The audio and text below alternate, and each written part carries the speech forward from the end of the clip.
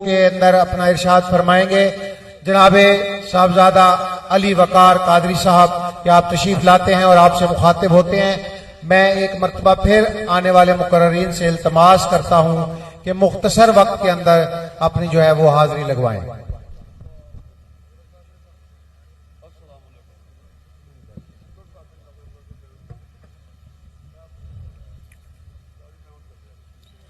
نحمدہ ونصلی ونسلم علی سیدنا و مولانا محمد رسولہ النبی المکین الحنین الکریم رؤوف رحیم، اما بعد اعوذ باللہ من الشیطان الرجیم، بسم اللہ الرحمن الرحیم۔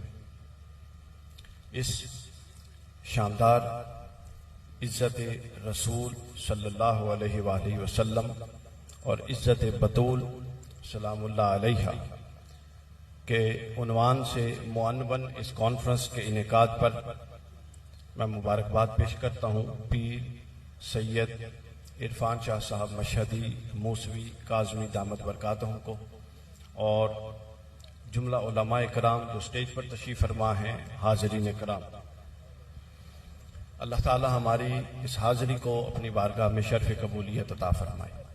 میرے لیے مجھ سے پہلے جو دو علماء کرام تشریف لائے تھے، انہوں نے بڑا زبردست ماحول بنا دیا ہے اور میرے لیے بڑی آسانی کر دی۔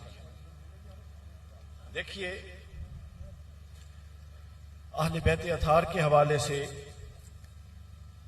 آج کل جو فتنہ ہے سب اس کا ذکر کر رہے ہیں، ہم دکھی دل سے بھی اس کا تذکرہ کرتے ہیں، کبھی تنقیدی انداز میں تذکرہ کرتے ہیں۔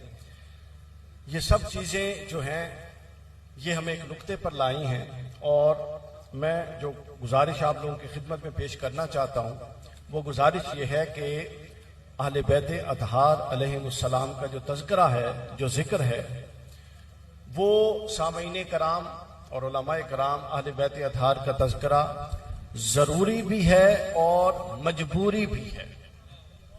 ذرا توجہ فرمائیے گا کہ اہل بیت اطہار کا تذکرہ ضروری بھی ہے اور مجبوری بھی ہے۔ جو پنڈال کے لوگ ہیں وہ ذرا یہ دو جملے، دو لفظ بولیں گے کہ آل رسول کا تذکرہ اہل سنہ اور مسلمان ہونے کے لیے کیا ہے؟ بولیے، ضروری بھی ہے، کیا ہے؟ اور مجبوری بھی ہے۔ تو میں پہلے مجبوری بتاؤں گا اور پھر ضروری بتاؤں گا۔ مجبوری یہ ہے کہ دیکھیے، ہم سب اس دنیا میں اور آخرت میں اللہ کی رضا اور بخشش اور جنت اور انعامات، یہ سب ہر کوئی چاہتا ہے۔ ہر کوئی اس بات کا طالب ہے کہ اس کو اللہ تعالیٰ کی رضائیں نصیب ہوں، اللہ تعالیٰ کی عطائیں نصیب ہوں، اللہ تعالیٰ کی دنیا و آخرت میں مغفرت ہو۔ لیکن اس مغفرت کا ایک پروسیس ہے جو اللہ تعالیٰ نے بیان فرمایا ہے۔ اگر توجہ فرمائیے تو جس طرح ہم وہاں پنڈال سے آئے تھے، اندر داخل ہوئے، پہلا دروازہ تھا، پھر دوسرا دروازہ تھا، اور پھر تیسرے دروازے سے ہم داخل ہوئے اور سٹیج پر چڑھے اور آپ لوگوں کے اندر آ کے بیٹھ گئے۔ تو ہم اس تین دروازوں سے گزرے اور ہمیں پنڈال میں داخلہ نصیب ہو گیا۔ کتنے دروازوں سے گزرے سامعین کرام؟ تین دروازوں سے گزرے تو ہمیں کیا ہوا؟ اس پنڈال میں داخلہ مل گیا۔ بالکل یہی معاملہ اللہ کی رضا کا اور اللہ کی مغفرت کا ہے۔ اس کے لیے بھی تین دروازوں سے گزرنا ضروری ہے۔ میں قبلہ شاہ صاحب کی بھی توجہ چاہوں گا کہ ہم باہر سے آئے نا تو تین دروازوں سے گزر کے اس پنڈال میں پہنچ گئے ہیں سر۔ تو یہی ایمان کا معاملہ ہے۔ ایمان بھی تین دروازوں سے گزر کے آپ کو اندر لاتا ہے۔ جب آپ ایمان کے رستے پر چلتے ہیں تو سب سے پہلے آپ نے شرک کا دروازہ بند کرنا ہے۔ جب تک شرک کا دروازہ بند نہیں ہوتا تو آپ موحد نہیں کہلاتے، توحید ثابت نہیں ہوتی۔ تو شرک کیسے ہوگا؟ شرک کا دروازہ بند ہوگا جب آپ اللہ کے سوا ہر ایک سے اعلان بیزاری کر دیں گے اور کہہ دیں گے کہ اللہ کے علاوہ میرا کوئی معبود نہیں ہے۔ تو کیا ہوگا؟ شرک کا دروازہ بند ہوگا۔ اب سوال یہ ہے کہ کیا محض شرک کا دروازہ بند کر کے آپ مومن کامل ہو گئے جس کی بنیاد پہ مغفرت پائیں گے؟ نہیں۔ کئی ایسے مذاہب ہیں جو عقیدہ میں موحد ہیں مگر وہ مومن اور مسلمان نہیں ہیں۔ پھر آپ نے دوسرے دروازے سے گزرنا ہے، اور وہ دوسرا دروازہ ہے رسالت مآب صلی اللہ علیہ وسلم کا۔ جس طرح اللہ کے دروازے سے گزر کے شرک بند ہوا تھا، اسی طرح رسالت معاب کے دروازے سے گزر کے کفر کا دروازہ بند ہو جائے گا۔ یعنی اب آپ کافر نہیں رہیں گے، جیسے پہلے گزرے تھے تو مشرک نہ تھے، اب اس دروازے سے جب گزر جائیں گے تو اب آپ کافر بھی نہیں رہیں گے، بلکہ ظاہراً ایک مسلمان کی شکل اختیار کر جائیں گے اور مسلمان بن جائیں گے۔ مگر ابھی بھی جب دین کی تعلیمات کو دیکھا جائے تو ابھی بھی آپ پر ایمان اور مومن کامل کا اطلاق کاملاً نہیں ہوتا، ظاہراً اگرچہ ہو جاتا ہے مگر کاملاً نہیں ہوتا۔ کیا معلوم کہ ایک شخص جو دین کے لبادے میں ہے، جو دین کی وضاحت کے ساتھ بیٹھا ہے، جو دین کا پورا نام لیوا ہے، اس کے اندر کیا چل رہا ہے کس نے دیکھا ہے؟ تو اللہ تعالیٰ نے ایک تیسرا اہتمام کیا۔ پہلا اہتمام خود ذات باری تعالیٰ سے مشروط تھا اور ذات باری تعالیٰ کے دروازے سے گزر کے شرک ختم ہوا۔ دوسرا اہتمام ذات محمدی کے ساتھ مشروط تھا، تو ذات محمدی سے گزر کے کفر کا دروازہ بند ہو گیا، اب مسلمان ہو گیا۔ ابھی بھی اس بات کا امکان ہے کہ کہیں دل کے اندر نفاق نہ پایا جائے، تو اللہ اور اللہ کے رسول نے ایک تیسرا دروازہ بنایا ہے، اور وہ دروازہ مولا کائنات کا ہے۔ حضرت مولا علی فرماتے ہیں کہ رسول اللہ نے خود مجھ سے وعدہ فرمایا، اس حدیث کے راوی خود حضرت علی ہیں، فرماتے ہیں کہ رسول اللہ صلی اللہ علیہ وسلم نے مجھ سے یہ وعدہ فرمایا ہے، اے علی میں تجھ سے وعدہ کرتا ہوں کہ سوائے مومن کے قیامت تک کوئی تجھ سے محبت نہیں کرے گا، اور سوائے منافق کے قیامت تک کوئی تیرا بغض نہیں رکھے گا۔ تو اب سن لیجئے، مومن وہ ہے جو اللہ کے دروازے سے گزرے اور مشرک نہ رہے، رسول اللہ کے دروازے سے گزرے اور کافر نہ رہے، اور علی کے دروازے سے گزرے اور منافق نہ رہے۔ جو اللہ کا دروازہ بھی گزر آیا، رسول کا بھی گزر آیا، علی کا بھی گزر آیا، اس کو ہم کامل مومن کہتے ہیں۔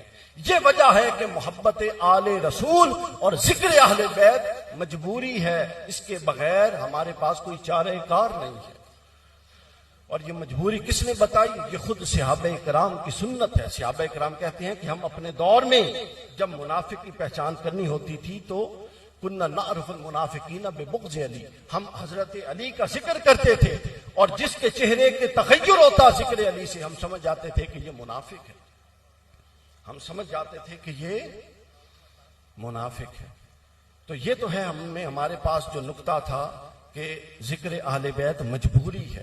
اب ذکر اہل بیت ضروری بھی ہے، ضروری اس لیے ہے کہ آپ اس دنیا میں آئے ہیں، تو بھائی بتائیے کہ ہم اس دنیا میں جب آئے، اگر ہم مثال کے طور پہ ایک منظر شاہ صاحب بنائیں، یہ پنڈال دنیا ہے، اس دنیا میں رسول اللہ تشریف لائے، رسول اللہ نے ہمارے لیے کیا کچھ نہیں کیا، یہ سب کچھ کر کے، قربانیاں دے کے، راتوں کو جا کے، پتھر کھا کے، جب رسول اللہ اس دنیا سے تشریف لے جانے لگے، بالفرض منظر کشی کیجئے، تو ایک غیرت مند امتی کیا رسول اللہ کے قدموں سے نہیں لپٹ جائے گا کہ یا رسول اللہ آپ تو جا رہے ہیں، آپ نے ہمارے لیے اتنا کچھ کیا، بتائیے میں آپ کے لیے کیا کر سکتا ہوں؟ ذرا منظر سوچئے کہ رسول اللہ آئے اور سب کچھ کر کے ایمان اور اللہ کی ذات کی معرفت دے کے رسول اللہ جا رہے ہیں، تو ہم قدموں سے نہیں لپٹیں گے کہ یا رسول اللہ ہم نہیں جانے دیں گے، بتائیے کہ آپ نے اتنا کچھ کیا، ہم کیا کر سکتے ہیں؟ تو رسول اللہ نے فرمایا کہ مجھے تو تم سے کچھ نہیں چاہیے۔ وہ غیرت مند امتی پھر لپٹ گیا، اس نے کہا کہ آپ کو جانے نہیں دیں گے، آپ کے جوڑوں کو چھوڑوں گا نہیں جب تک بتائیں گے نہیں کہ یا رسول اللہ میں کیا کر سکتا ہوں۔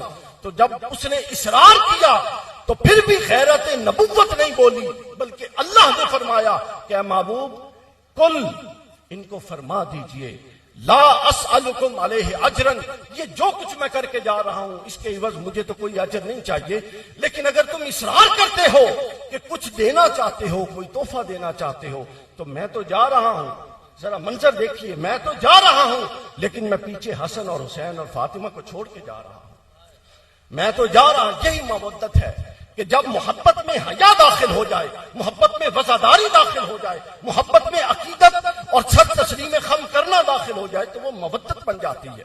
ہم کیسے اہل سنت بن گئے ہیں، لوگ ہم پر ہنستے ہیں۔ میں اکثر یونیورسٹیوں میں جاتا ہوں، اکثر یونیورسٹیوں میں، آپ کو پتا ہے سچی باتیں کرنا وہ کیا کہتے ہیں، شاید سچ آکھاں تے بامڑ بچدا، چپ رواں تے کچھ نہیں بچدا۔ میں یونیورسٹیوں میں جاتا ہوں، لڑکوں کا شیعیت کی طرف رجحان پڑ رہا ہے، لوگ شیعہ ہو رہے ہیں، میں ان سے پوچھتا ہوں وجہ کیا ہے؟ ایک لڑکے نے مجھے بات سنائی، واقعہ سنایا، وہ سنیے۔ وہ کہتا ہے جی میں اپنے مجلس میں، اپنی مسجد میں بیٹھا تھا، نماز پڑھتا، اہل بیت اطہار کی مجلس تھی، محرم کا مہینہ تھا، ایک علامہ صاحب آئے, انہوں نے صحابہ کرام کی شان پر تقریر کی, ساری کا ہم نے 100 دفعہ کرے, لیکن میں نے چٹ دی کہ یہ محرم کا مہینہ ہے, 10 محرم کا دن ہے, تھوڑی سی آل رسول پر بات کر لیں. وہ مجھے کہتا ہے کہ تو شیعہ تو نہیں. وہ لڑکا کہتا ہے کہ میں کھڑا ہو گیا اور میں نے کہا اس کا مطلب یہ ہے کہ شیعہ ذکر کرتے ہیں اور تم نہیں کرتے. مطلب عقل مندی کا یہ حال ہے کہ آپ لوگ اپنی تعصب, اپنی تنگ نظری اور اپنی منافقت اور اپنے چھوٹے چھوٹے مفاد کے لیے پوری اہل سنت کا چہرہ بھی خراب کر رہی ہیں اور نوجوانوں کو بدظن کر رہی ہیں کہ اہل سنت اہل رسول کا ذکر نہیں کرتے. اگر اہل سنت اہل رسول کا ذکر نہیں کرتے تو پھر کون اہل رسول کا ذکر کرتا ہے؟ اہل سنت کی تو دین کی بنیاد ہی سیدہ کائنات کی محبت, مودت اور عصمت پر کھڑی ہے. ہمارے ہاں یہ تماشا بن چکا ہے اور ہم تو چھوٹی چھوٹی باتوں پہ لڑنے شروع ہو گئے. اہل رسول کے ساتھ مفاضلہ صحابہ کرام کا جناب پچھلے 2 سال سے آپ اٹھا کے دیکھ لیں, social media, T V channel, یہی رولے ہیں. مجھے 3 خط آ چکے ہیں جناب اب تک. آپ فلاں تقریر میں آپ نے یہ جملہ کہہ دیا مولوی کے بارے میں, فلاں تقریر میں آپ نے یہ جملہ کہہ دیا. اور شاہ صاحب وہ آپ کے پرانے شاگردوں میں سے ہیں جنہوں نے خط لکھا ہے اور انہوں نے کہا ہے کہ اگر آج آپ اس سٹیج پہ آئیں گے تو ہم دیکھیں گے کہ پھر آپ واپس جہاں سے کیسے جاتے ہیں, یہ بھی سن لو. تو حیرت کی بات ہے کہ وہ اہل سنت مجھے قبول نہیں ہے, وہ اہل سنت مسلک جس میں مجھے میرے رسول کے بچوں کا ذکر کرنے سے پہلے فتووں کا ڈر ہو. میرے پاؤں کی جوتی کی نوک پہ ہیں وہ سارے فتوے. میں اپنے رسول کا بھی ذکر کروں گا, سیدہ کا بھی کروں گا, حسن اور حسین کا بھی کروں گا, کیونکہ میرے رسول نے جاتے ہوئے کہا تھا کہ اگر اجر رسالت مجھے دینا ہے تو ان کے ساتھ حیا کا تعلق رکھنا. میں بے حیا نہیں بن سکتا, میں نے قبر میں اپنے رسول کو منہ دکھانا ہے. اور پھر باقی اہل سنت, باقی تم اہل سنت بنتے ہو, جب عقیدہ رسالت کی بات آئے تو اچھل اچھل کے تقریریں کرتے ہو. اور یہ اہل سنت کا متفقہ عقیدہ ہے, جس مٹی پر رسول اللہ کا جسد موجود ہے وہ مٹی پورے جہان کی مخلوقات سے افضل ہے. یہ متفقہ عقیدہ ہے اہل سنت کا. تفصیل چونکہ وقت نہیں ہے تو میں بیان نہیں کر سکتا. کئی ائمہ محدثین نے اس کی تصریح کی ہے, بہت سارے محدثین اس پر اجماع نقل کیا ہے. انہوں نے کہا ہے کہ اگر تو مطلق کعبہ کی عمارت کا ذکر کرے تو روضہ رسول سے کعبہ کی عمارت افضل ہے, مگر اگر اس مدفون ہستی کا ذکر کرے تو پھر رسول اللہ کی وہ قبر انور اور قبر انور سے مسجدہ مٹی دنیا و ما فیہا کی ہر شے حتیٰ کہ کعبہ اللہ سے بھی افضل ہے. اس پر اجماع ہے.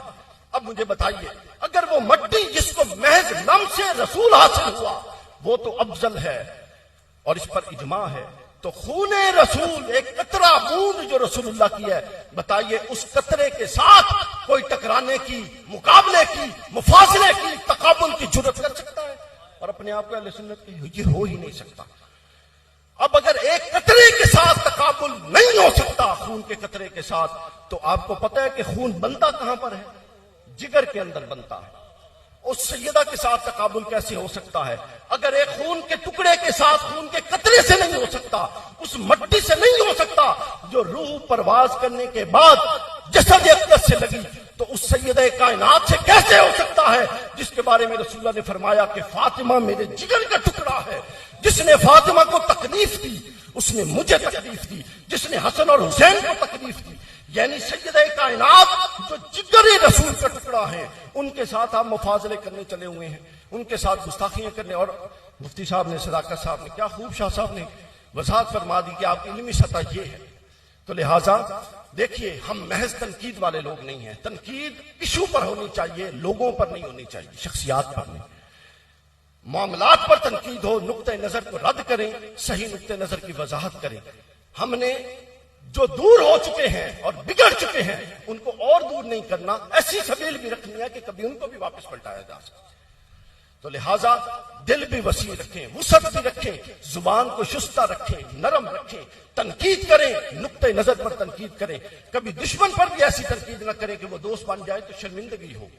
ایشو یہ ہے کہ آل رسول کا ذکر ہوگا, جو آل رسول کا ذکر روکے گا ہم اس سے ٹکرائیں گے, چونکہ ہم نے قبر میں رسول اللہ کو جواب دہ ہونا ہے.